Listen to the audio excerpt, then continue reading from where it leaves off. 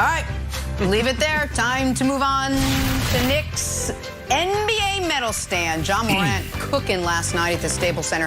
He dropped 40 and 10 on the Lakers, but just missed out on a medal. Nick, which three guys did it better this weekend? This was a tough medal stand because almost all the best performances came in losses. We're going to start with the bronze. Kevin Durant, in a loss, played an almost perfect basketball game. He was really good Friday. He was even better Sunday. 38 points on 24 shots for a guy who, thus up to this point in the season, has been the best player in the league very early, but he's been spectacular. He gets a bronze. Silver medal, another loss. Paul George in a great game against Memphis, game that came down to the very end. Paul George gives him 41 and 10 on 60% shooting, but not quite enough for a win. Tried to pull him back at the very end. He gets the silver. And the gold medal goes to C. Anthony. Not Cole Anthony, who almost got a bronze, but Carmelo. Not only for bailing the Lakers out, but for passing, I would argue, the most underrated, historically great player ever, Moses Malone. He did win 3 MVPs, America. On the all-time scoring list, Melo, 9th all-time scorer. He's coming for you, Shaquille O'Neal. That's who's 8th. So Carmelo, for a night where he passes Moses Malone, bails the Lakers out, he gets the gold medal Broussard. I like the list, Nick, and I'm glad you gave Melo love. You know what I'm glad? I have debated with people. I've said Melo's the first ballot Hall of Famer easy, and people have pushed back on me over the years. Him making the top 75, that seals it, right? First ballot Hall of Famer, and there was no debate. Yes. I didn't hear anybody saying, oh, what's Melo doing on there? He definitely, yeah, exactly. Melo is a great player. I know he hadn't won a title, but he is a historically great player.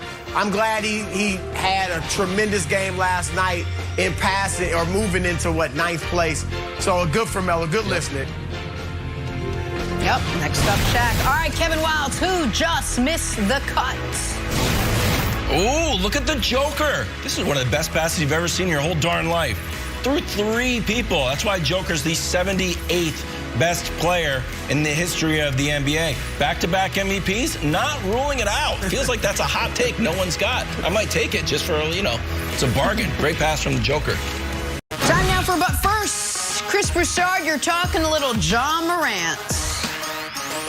Yeah, I am, Jenna. Look, yesterday, Ja Morant was on the floor with 4, count them, 4 top 75 players of all time. And I know this is blasphemous, but I think Nick will agree with me.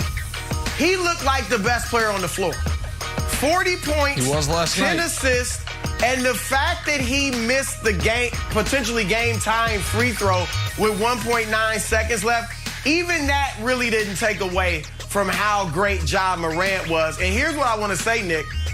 Ja Morant is the real jewel of the 2019 draft. And this is no shade on Zion Williamson, his former AAU teammate, who went #1 in that draft. When Zion plays and is healthy, he's tremendous, all right? But we know there are questions about his health and just about his playing weight, all right? Even when Zion plays, though, Ja has more of an impact on the game. Ja, 19.7 assists a game through his first 2 years. And here's the thing, they're leading to wins. For him to lead the Grizzlies to the playoffs last year, even Steph Curry didn't do that in the Deep West. So Ja has picked it up even this year. Look, obviously he won't continue at this rate, but 35 points, 8 assists, 58% shooting through the first 3 games, one of them a big victory over the Clippers. This dude is the truth. And here's the final thing, guys. Even though Zion is the one who's most known for dunks, I would bet money in a slam dunk contest on Ja Morant. So he's exciting. He's a highlight machine. He's productive. And he's leading his team to victories. Ja Morant, the real jewel. That I can think of. I mean, let's see. What else happened? The Jets lost. We knew that. Oh, you mean this one? We got to start in Nashville, ladies and gents. Chiefs, Titans, first drive of the game. Derrick Henry runs. Derrick Henry also pretty good football player. He had a touchdown pass from King Henry yesterday. Titans did anything they wanted. Derrick Henry's throwing touchdowns. They're molly-whopping the Titans 14-0 before the end of the first quarter. Chiefs defense still a problem. Chiefs turnover still a problem. 2 more for Mahomes yesterday. He was picked off for the 6th straight game, his longest INT streak ever. Also got hurt at the end of this one. We're going to have more on that in a second. The Titans had their way with the Chiefs. 27-3 was your final. After the game, Patrick Mahomes on where the 3-4 Chiefs go from here. It's been kind of rainbows and flowers and awesome for these last few years, but whenever you want to build something substantial and you want to build something great, you're going to go through parts like this. And I mean, it's still, people keep saying it's still early in the year. I mean, we can still go get whatever we want, but it's going to take us getting better every single day. Because if you get better every single day and play each game play by play, I think we have the talent in this locker room that we can make it happen. All right, so as we mentioned earlier, Mahomes got knocked out of this game on a nasty hit to the head in the 4th quarter. It actually looked like he snapped his neck back. It looked painful. He didn't return, but he did clear concussion protocol, which is great news for Patrick Mahomes. But, Nick, they got problems. Should the Chiefs be in full-blown panic mode at this time? Well, Jenna, I don't know what the audience expects me to say here, and I don't know if the Chiefs are in full-blown panic mode, but I am. What the hell do they do all week? Here's the thing. Guess what, guys? If I hadn't watched a Giants game all year, if I'd never watched football, I could tell him, guess what the Giants are going to do? They're going to play too high safety and make you take short gains. That's going to be their defense. On offense, they're going to play action pass you to death and throw in the flat and intermediate over the middle. That's what the Giants are going to do next week. And I have no reason to believe the Chiefs are going to be prepared for it because it's what everyone has done every week. I don't know if this team practices.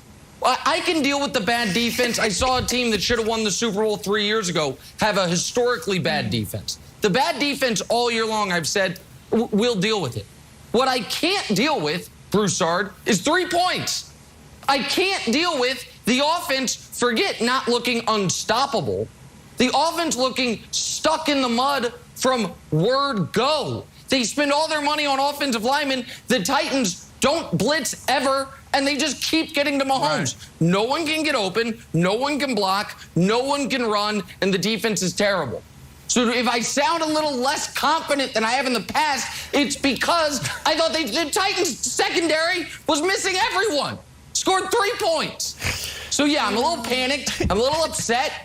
Your guys' all collective glee is a borderline HR violation. We do work together. No. I don't appreciate it. But, yeah, I'm a little panicked, Broussard.